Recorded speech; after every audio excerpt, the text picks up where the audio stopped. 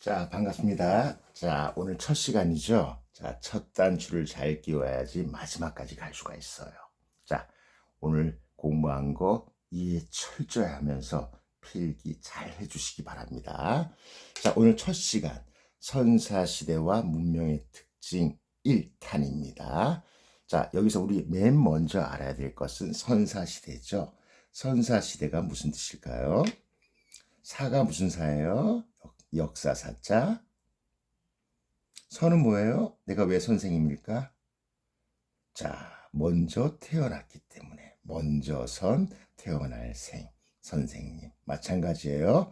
역사보다 먼저다. 그래서 선사시대는 역사 이전 먼저니까 역사 이전의 시대를 선사시대라고 한다.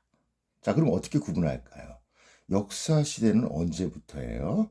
청동기 시대 때부터 역사 시대라고 할 수 있으니까 선사 시대는 당연히 청동기 전 세대 뭐 있어요? 두 가지 있었잖아. 뭡니까?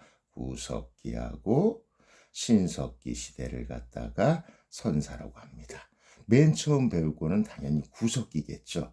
구석기 때 우리가 원숭이에서 진화해서 인류가 됐잖아요. 그러면 최초의 인류 공부해 볼게요. 최초의 인류. 최초의 인류는 여러분 예상과 달리 유럽도 아니고 아메리카도 아니고 아시아도 아닙니다. 어딥니까? 아프리카. 자, 아프리카 무시하시면 안 됩니다. 우리 최초의 조상이 태어난 곳이 아프리카입니다. 자, 아프리카에서 언제쯤 인류가 등장했을까요? 말씀 잘하셨어요. 390만 년 전. 교과서 그대로예요. 지금 하는 거.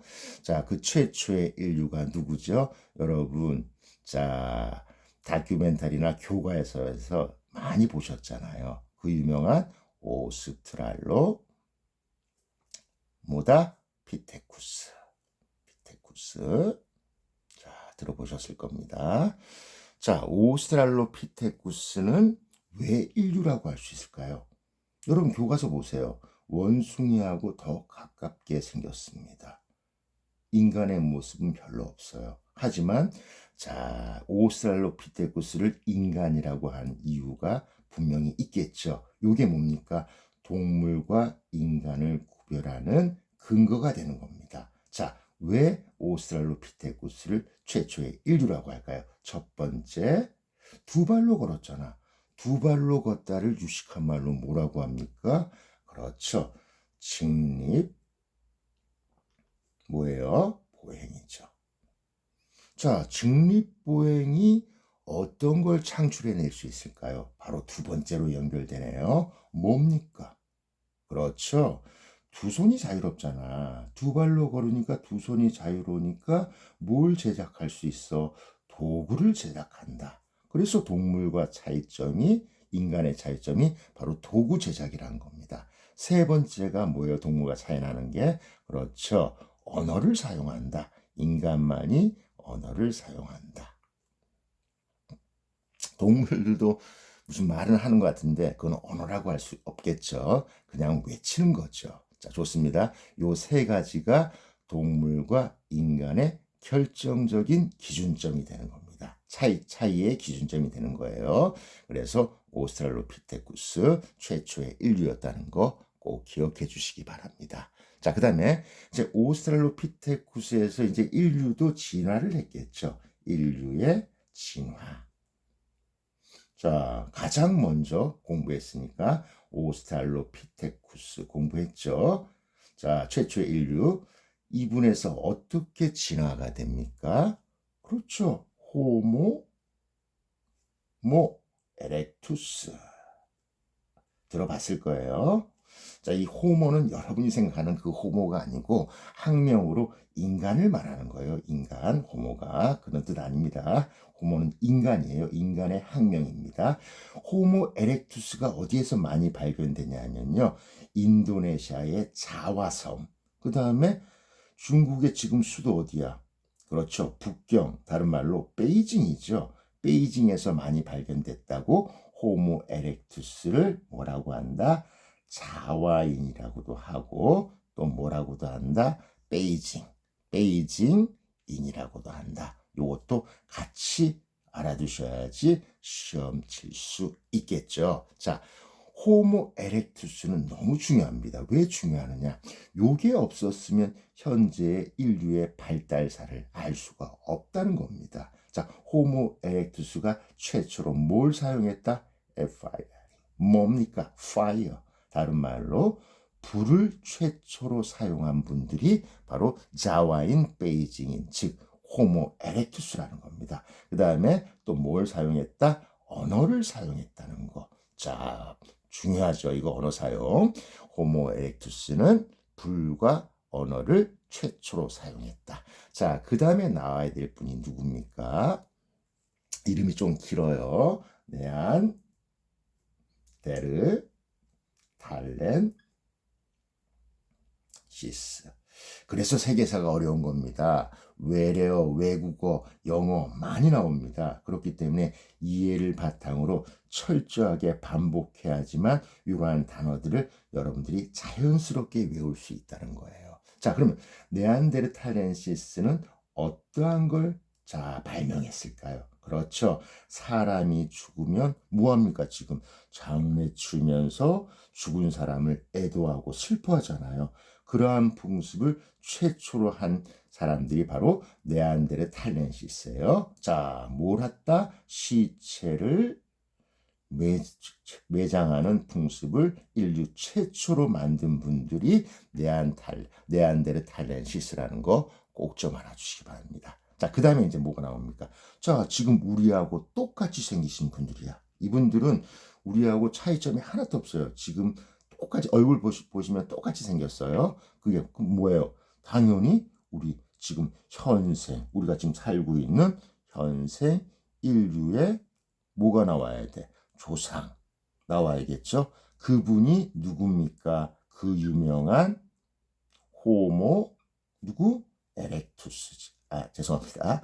호모 사피엔스죠. 사피엔스. 자, 호모 사피엔스. 우리 지금 현생, 우리가 살고 있는 지금 현생 인류의 조상이 호모 사피엔스.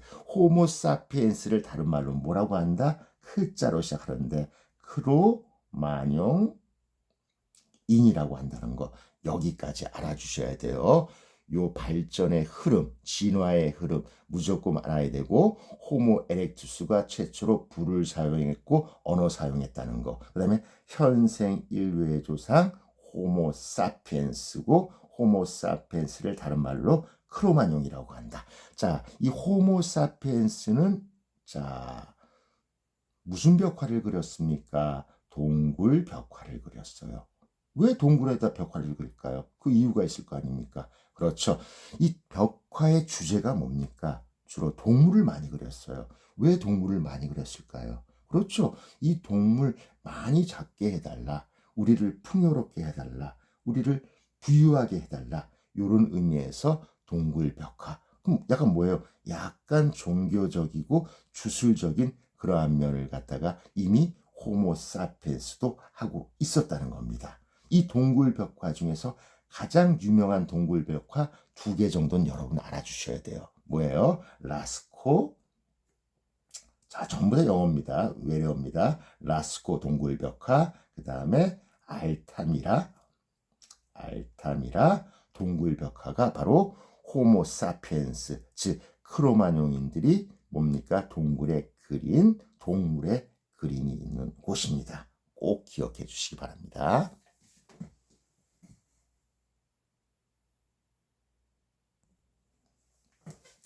자, 이제 그렇다면 인류의 진화를 공부했으니까 이제 본격적으로 뭘 공부한다?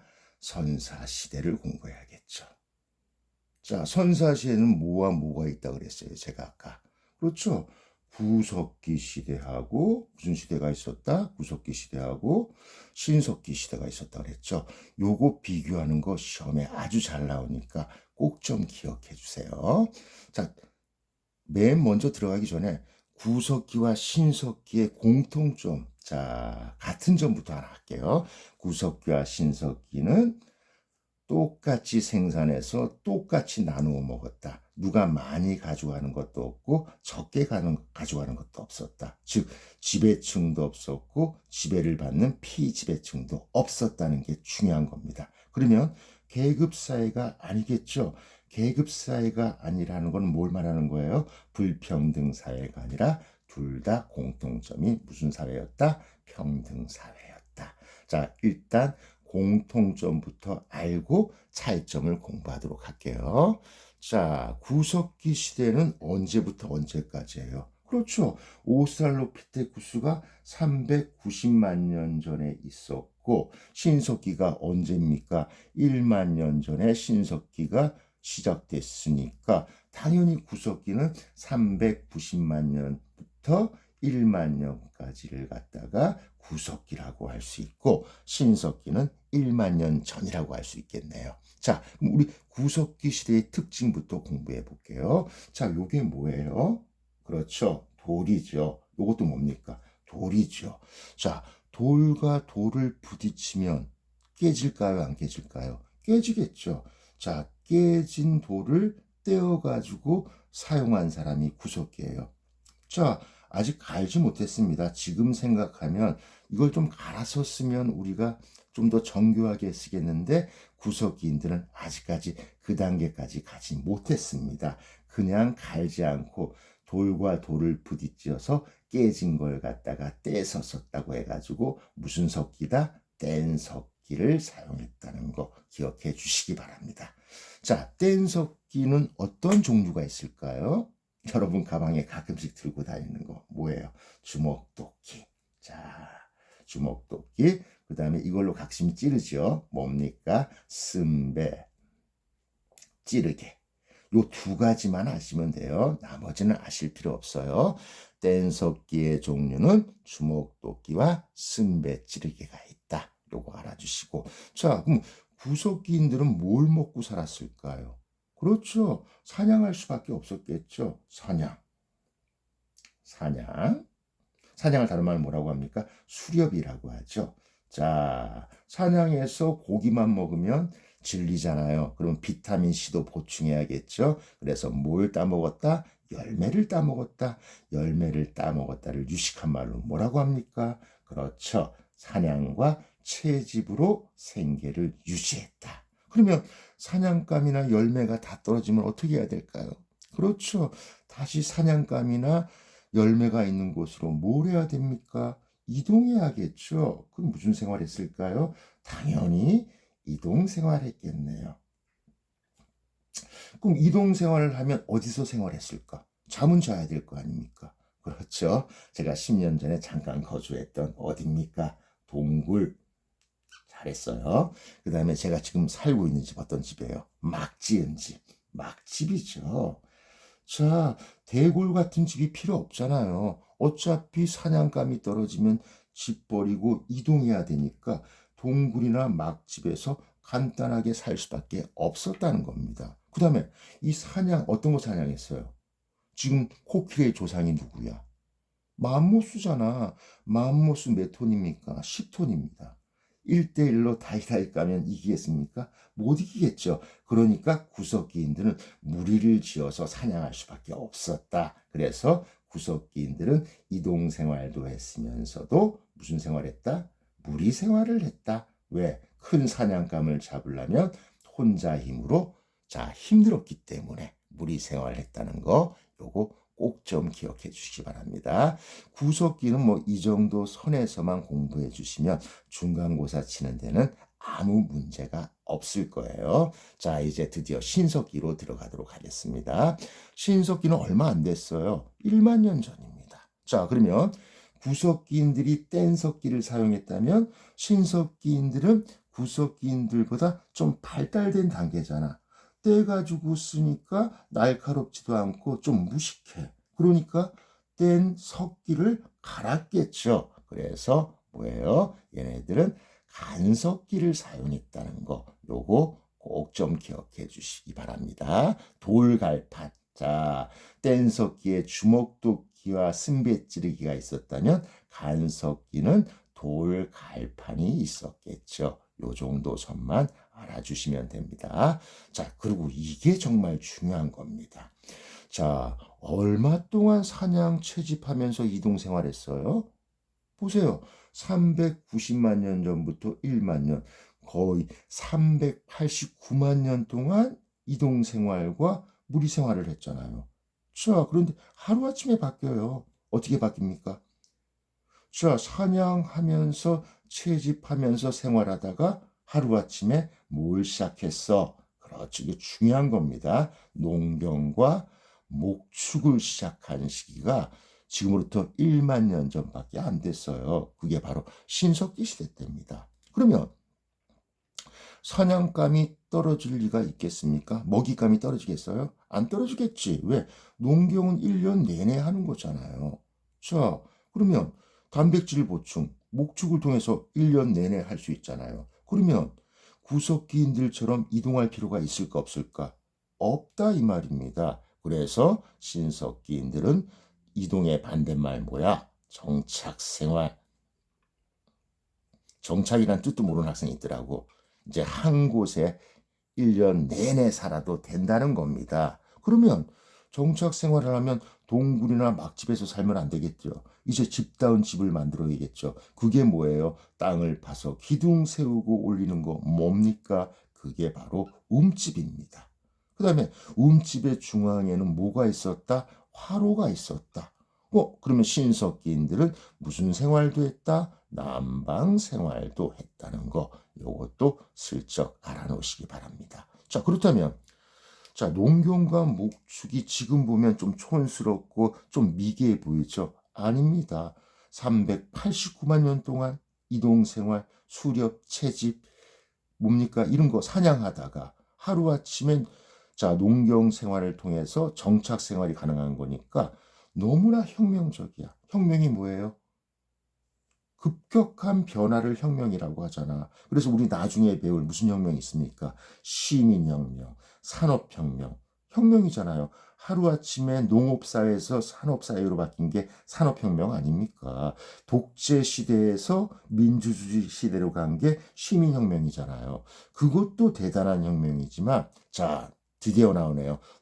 신석기 시대 때 농경과 목축으로 정착 생활한 거는 그 두 개를 합쳐 곱하기 100을 한 것보다 더 대단한 혁명입니다. 자, 그래서 이걸 뭐라고 한다? 신석기 레볼루션. 뭐라고 합니까? 신석기 혁명이라고 한다. 중요하죠? 요거 시험에 잘 나오니까 꼭 기억하세요. 그럼 신석기 혁명 마지막으로 한 번 더 설명할게요.